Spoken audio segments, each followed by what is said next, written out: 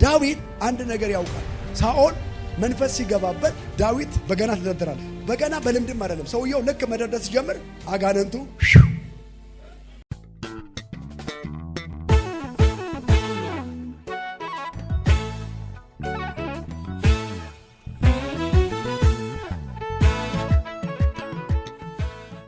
ሉቃስ 5 ቁጥር 17 ጀምሮ አንድ ሽባ የሆነ ሰው ነው። ሽባውን ሰው ሲፈውስ አይተውታል። እንዴት ነው የፈወሰው?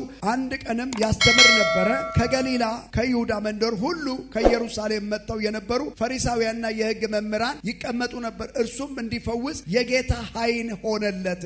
ማን እንዲፈውስ? ኢየሱስ እንዲፈውስ የማን ኃይል ሆነለት? የጌታ ኃይል ሆነለት። ምን ማለት ነው የጌታ ኃይል ሆነለት ማለት? እዛ ጋር ፖለቲከኞች ተቀምጠዋል፣ ፈሪሳውያን ተቀምጠዋል፣ ሰዶቂያውን ተቀምጠዋል፣ የአይሁድ እነኚህ የሃይማኖት አባይ ተቀምጧል። ዝም ብለው ያዩታል። ሰውየው በምን እንደሚያደርግ እንዴት እንደሚያደርግ ያያሉ። ግን የሚገርመው ነገር ከልብሱ ኃይል ይወጣ ነበር፣ ከአንደበቱ ኃይል ይወጣ ነበር፣ ከንግግሩ ኃይል ይወጣ ነበር። ዛሬ አንድ ጸሎት ጸልይላችኋለሁ። በህይወታችሁ ላይ ልብሳችሁ ላይ ሁሉ የእግዚአብሔር ኃይል ይቀመጣል። ማርቆስ ምዕራፍ 5 ቁጥር 30 ጀምሮ 12 ዓመት ሙሉ ደም የሚፈሳት ሴት አንድ ነገር ሰማች ይላል። ስለ ኢየሱስ ሰማችና በሰው መካከል መጣችና ልብሱን ነካች ይላል። ልብሱን ስትነካ ከኢየሱስ ኃይል ወጣ ይላል። ዛሬ አንተ ላይ የሆነ ኃይል ይወጣል፣ ታምራት ይሆናል። ባካችሁ ቅባት ያለበት ሰው ተሸክሞ መሄደው ውሃ አይደለም። ቅባት ያለበት ሰው እንጨት አይደለም ተሸክሞ መሄደው። ቅባት ያለበት ሰው ቅባት ተሸክሞ ይሄዳል። ልክ ይኸውልህ ስትነካው ከሰውየው ጋር ኮኔክት ማለት ይጀምራል። አንተ ላይ ያለው ቅባት ሟርተኛ፣ ደጋሚ፣ እባብ ከሆነ ኳ ያደርገዋል። ዛሬ በኢየሱስም ይሄን መንፈስ ላችሁ ላስቀምጬባችኋለሁ። ማገለግለው መድኃኒዓለም አንተ የረገጥከውን መሬት ይኸውልህ አጋንንት መቆም አይችልም፣ አይረግጠውም። አንተ የኔ አባት የኔና ያንተ ንግግር ተራ ንግግር አይደለም። በጌታ በኢየሱስ ስም ይሄ ኃይል አለበት። ጩና ሜንበል ባከ ዛሬ ነግራችኋለሁ። ሰዎች ያቃታቸው ወደ እናንተ ቤት መጥቶ ሰላም ይሆናል።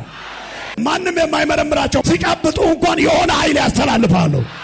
የምትጨብጠው ያንተን የሥጋ ጉልበት አይደለም፣ አንተ ላይ ያለውን በኢየሱስ ስም ማስተላለፍ ትጀምራለህ። ኢየሱስ ጋር መጣው ሊገመግሙ ቁጭ ብለዋል። አንተ እስኪ እንዴት እንደሚያደርግ እናያለን ብሎ ሁሉ እግራቸውን አጥፈው እንዴት ተቀመጡ ይመስለኛል እንዲህ ብለው። እሱ ግን ይኸውልህ እልሃለሁ ተነስ፣ ሽባውን እኮ ነው። እሷ ባለ መድኃኒት ቤት ሄዳለች፣ ብሯን ጨርሳለች፣ ከስራለች። ግን አንድ ነገር ሰማች፣ ኢየሱስ።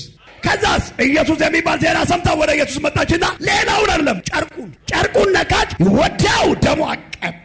ዛሬ በዚህ የምታመልኩ ሰዎች መፍትሄ ለሌላቸው ሰዎች እናንተ መፍትሄ ትሆናላችሁ። የእናንተ እጅ መድኃኒት ነው። የእናንተ ጨርቅ መድኃኒት ነው። የእናንተ ንግግር መድኃኒት ነው። በኢየሱስ ስም ውሰዶ።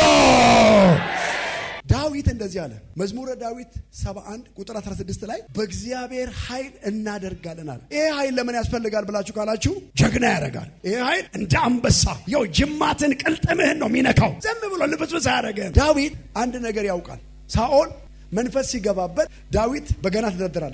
በገና በልምድም አይደለም። ሰውየው ልክ መደርደር ሲጀምር አጋንንቱ እኔ አንድ ነገር የምነግርህ ነገር ዳዊት ለዚህ ነው እንደዚህ ያለው። መዝሙር 51 ሄዳችሁ ከ11 ጀምሮ ስትመለከት ንጹሕ ልብ ፍጠርልኝ፣ የቀናውን መንፈስ በውስጤ አድስ፣ የቀናውን የትናንትናው መንፈስ በውስጤ አድስና ከፊትህ አትጣለኝ፣ ቅዱሱን መንፈስ ከኔ ላይ አትውሰድብኝ። የቱን መንፈስ? ቅዱሱን መንፈስህን ከኔ ላይ ያጋል። ሰውየውን ለአንተ ያነገሰው ገዢ ያደረገው በሳኦል ላይ የቀባው በጎልያድ ፊት ታምራት ያደረገው መንፈስ ነው። ዛሬ ይሄ መንፈስ በኢየሱስም ወደ ቤታችሁ ይግባ።